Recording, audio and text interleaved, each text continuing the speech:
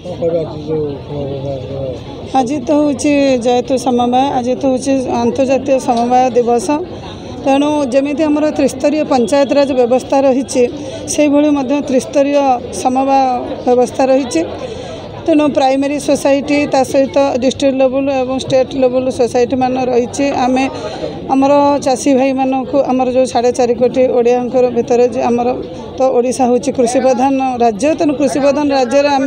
कृषक भाई भौणी मान पाखरे मु जो स्पेसिफिक जो अनुष्ठान रही आम कृषक भाई मानक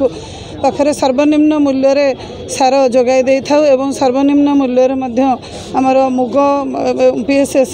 डाली जातीय द्रव्य क्रय करि थाउ ता सहित से भली उत्कलिका बयनिका ए जो क्षुद्र शिल्प माने रहउचंती एवं ओएसपी माध्यम रे मध्य बीमा जोगाई दिया जाउची तेणु आम सरकार आमर कोऑपरेटिव के गोटे विभाग बोली के स्पेसिफिक विभाग बोली गला 2-3 वर्ष हम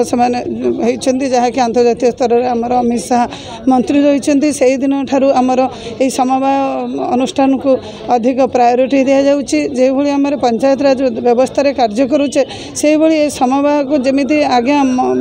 मानवर मंत्री कहते कि आमर समवाय विषय आमर ग्रामांचल जानीपारूना यहाँ प्रकृत आम भी निजे अनुभव करुचु यह जानीपारूना पंचायत राज व्यवस्था जो भाव में प्रचार प्रसार होमर आज गोटे समवाय दिवस जहाँकि आम जी जन से अंतर्भुक्त आम मैंने ही जानूँ जहाँ प्रचार प्रसार हवा कथा तेणु आम भी मानवर मंत्री आगे आमर